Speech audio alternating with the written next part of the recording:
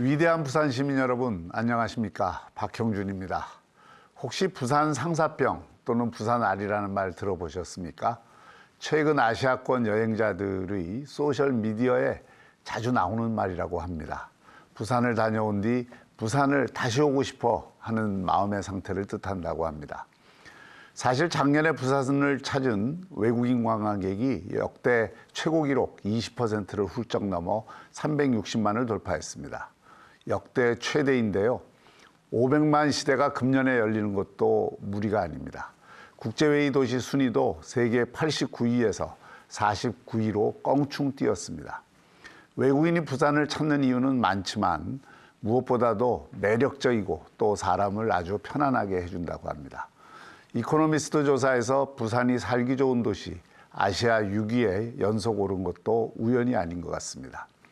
제가 다시 태어나도 살고 싶은 도시라는 비전 아래 시민의 삶의 질을 높이기 위해 많은 노력을 기울였는데요. 대표적인 게 15분 도시 정책입니다. 어디서나 15분 안에 산길, 바닷길, 강길을 걸을 수 있는 도시로 만들고 있고 아이들과 부모들이 많이 찾는 어린이 문화공간 들락날락도 110개나 만들었습니다. 지금 부산의 대기질도 특광역시 1위이고 바라던 금정산이 드디어 국립공원이 되었습니다.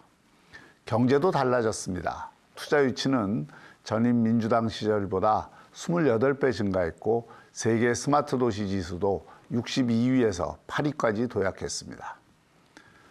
부산은 더 이상 5년 전의 부산이 아닙니다. 더 정겨워지고 더 역동적이고 더 첨단화되고 더 국제적인 도시로 바뀌고 있습니다.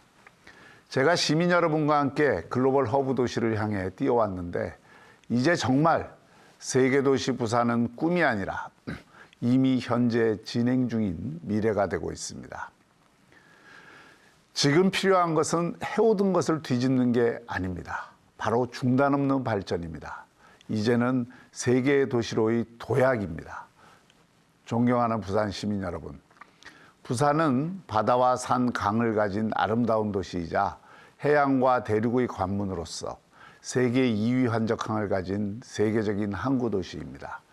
대한민국 최고의 잠재력을 가진 도시라 해도 과언이 아닙니다. 그 잠재력을 실현하기 위해 제가 추진했던 것이 바로 글로벌 허브 도시 특별법입니다. 저는 이 법안을 통과시키기 위해 민주당 지도부를 여러 차례 찾아갔고 160만 부산 시민의 서명을 받아 국회 농성까지 했습니다. 하지만 민주당은 계속 거부했습니다. 그래서 결국 지난 3월 23일 저는 절박한 심정으로 국회에 가서 삭발까지 했습니다. 제가 지금 머리가 짧은 것도 그 때문입니다.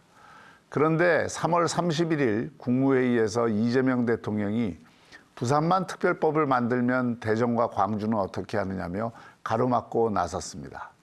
전북특별법도 강원특별법도 전남 광주특별법도 다 됐는데 왜 부산특별법만 안 된다는 것입니까?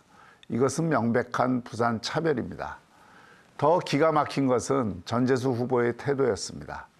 본인이 대표 발의했고 법안 통과를 장담하면서 정치적 효능감을 보여주겠다 했습니다. 그런데 대통령 한마디에 즉시 태도를 바꾸었습니다. 심지어 대표 발의한 분이 출발부터 잘못된 법이었다고까지 말했습니다. 저는 전 후보의 말 바꾸기에 참으로 실망이 컸습니다. 하지만 이것은 시작에 불과했습니다. TV 토론 과정에서 보여준 모습은 집권 여당의 부산시장 후보가 맞는지 의심스러웠습니다. 여러분도 모두 보셨을 겁니다. 후보의 도덕성 검증은 기본 중 기본입니다. 그런데도 전 후보는 까르띠에 시계를 받았는지 안 받았는지도 또 보좌진들의 증거인멸 행위를 알았는지 몰랐는지도 분명히 말하지 않았습니다. 정치인은 사안이 생기면 설명할 책임이 있습니다. 그것이 책임 정치입니다. 하지만 설명도 없었고 책임도 없었습니다.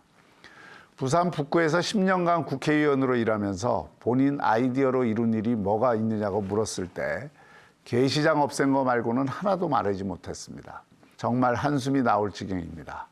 이러고서는 부산시장의 직무를 제대로 수행할 수 없습니다. 저는 늘 부산은 작은 나라라고 말해왔습니다. 인구 330만, 지역 내 총 생산이 웬만한 OECD 회원국 GDP와 맞먹는 도시. 부산에는 단순한 지방행정이 아니라 국가급 식견과 안목, 글로벌 시각이 필요합니다. 전 후보의 좁은 식견과 협소한 시각으로는 부산을 제대로 이끌기 어려울 것입니다. 부산 시민 여러분, 글로벌 허브 도시 특별법은 국제물류특구, 국제금융특구, 투자진흥지구 조성 등을 위한 규제 완화, 세제 특례를 담고 있는 법안입니다.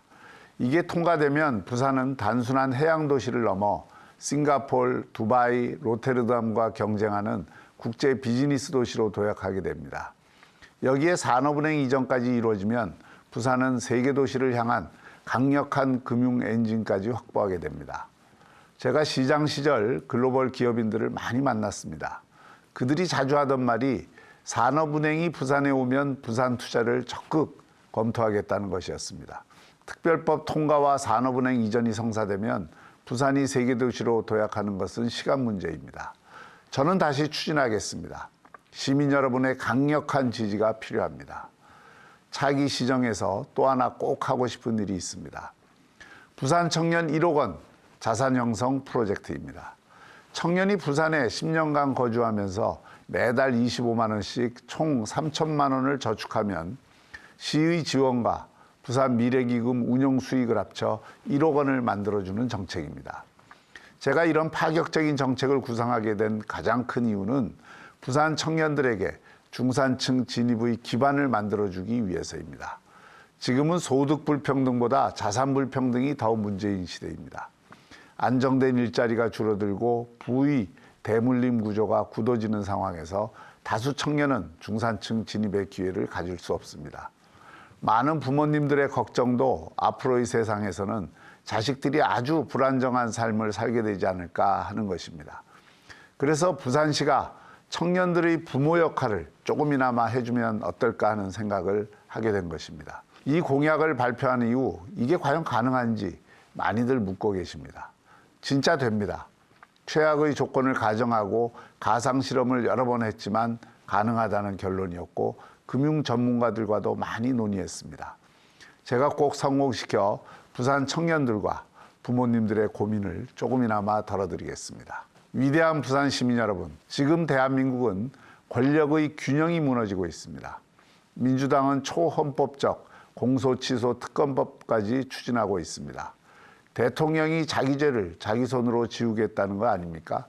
저는 묻고 싶습니다. 대통령이 왕입니까? 대한민국은 왕의 나라가 아니라 국민의 나라입니다. 부산은 늘 나라의 위기 때마다 가장 먼저 일어섰던 도시입니다. 민주주의를 외치며 거리로 뛰쳐나왔던 도시입니다. 이번 선거에서 이재명 정권의 독주와 폭주를 반드시 견제해야 합니다. 우선 보수의 분열부터 극복해야 합니다.